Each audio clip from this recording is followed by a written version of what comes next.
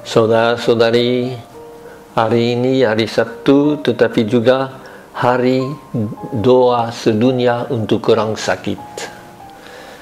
Kita tentu mengarahkan pandangan kita pada Lourdes atau Lourdes seperti dikatakan di Indonesia, tetapi Sri Paus juga tutup pesannya untuk hari itu dengan berkata bahwa kita harus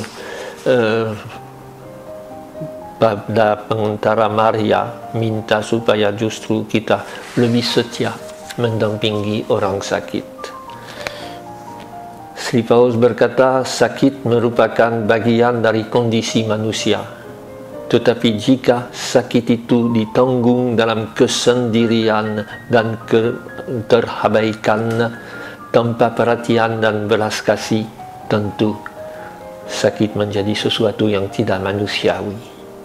Dan seluruh pesan dari Sri Paus itu justru untuk itu. Mohon supaya kita seperti orang Samaria yang baik, memperhatikan orang yang perlu ditolong. Dan hal ini tentunya harus juga kita siap menjadi sakit. Kita seringkali, kata Sri Paus, tidak siap menghadapi penyakit. Kita bahkan seringkali tidak berani mengakui bahwa kita semakin menua. Ini masalah saya. Saya tidak suka disebut orang yang sudah lanjut usia. Karena apa yang di belakangnya? Bagaimana terjadi kalau saya sudah tidak bisa mendiri, berdikari, harus ditanggungkan dan dirawat oleh orang untuk apa saja, bangun, mandi, dan makan, dan lain-lain. Itu kesulitannya. Dan menerima keadaan itu karena mengharapkan bahwa orang lain akan memperhatikan.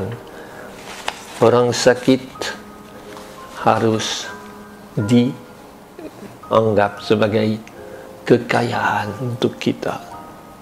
Hari orang sakit sedunia mengajak kita untuk berdoa, kata Sri Paus, dan untuk lebih dekat dengan mereka yang sedang menderita. Lebih dari itu, kesempatan itu juga bertujuan untuk membangkitkan kesadaran umat Allah. Lembaga kesehatan dan masyarakat sipil terkait dengan cara baru bergerak maju bersama-sama.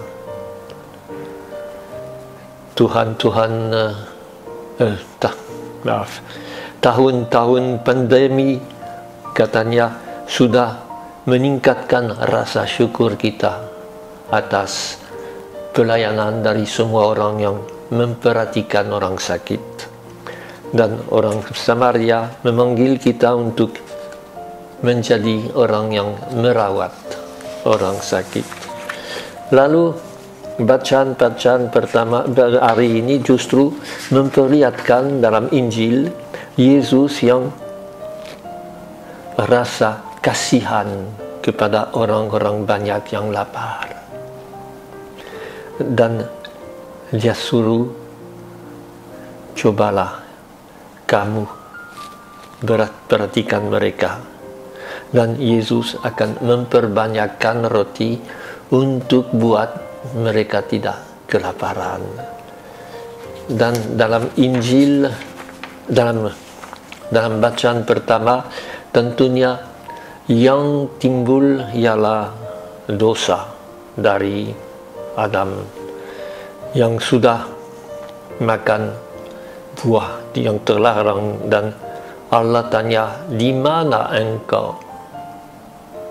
Dan dalam hal itu tentunya kita bisa membaca teks ini sebagai suatu hukuman, tetapi kita harus perhatikan bahwa dalam teks ini ada waktu itu manusia memberi nama Hawa kepada istrinya, sebab istrinya menjadi ibu semua orang yang hidup. Dan Allah sendiri kasihan dengan mereka, buat pakaian dari kulit binatang untuk mereka. Perhatian kepada orang yang dalam kesulitan. Gampang kita akan pikirkan, ya, Hawa yang salah karena dia yang beri buah kepada Adam. Itu Adam laki-laki diam saja dan ikut-ikutan saja. Yang paling berat itu justru Adam. Dan dalam Paulus surat kepada Korintus dikatakan, dalam surat Paulus, surat kepada orang Romawi, Paulus berkata Adam yang berdosa, bukan Hawa. Saya kira yang kita harus mengubah cara kita memandang semua ini itu. Dan dengan teks ini tentunya kita lihat bahwa dalam keadaan harus bekerja keras, harus menderita, perlu ada perhatian antar kita supaya yang paling menderita bisa ditolong. Hari untuk memperhatikan orang sakit, orang miskin. Kita bisa baca dalam surat kabar bahwa kemiskinan misalnya di Jakarta makin parah.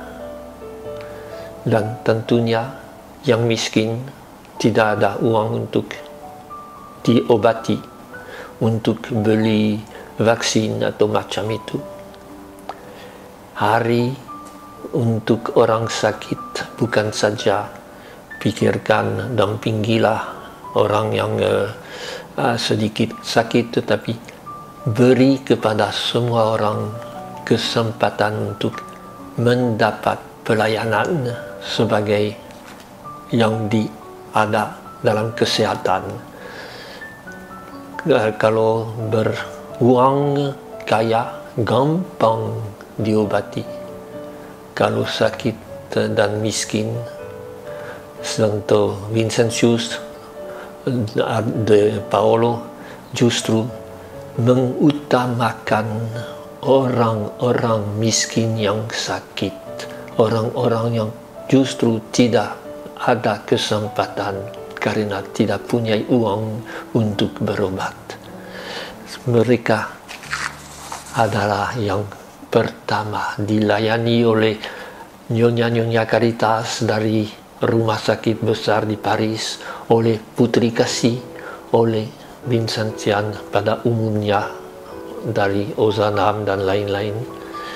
Itu hari doa untuk orang-orang sakit sedunia adalah hari khusus untuk kita Vincentian.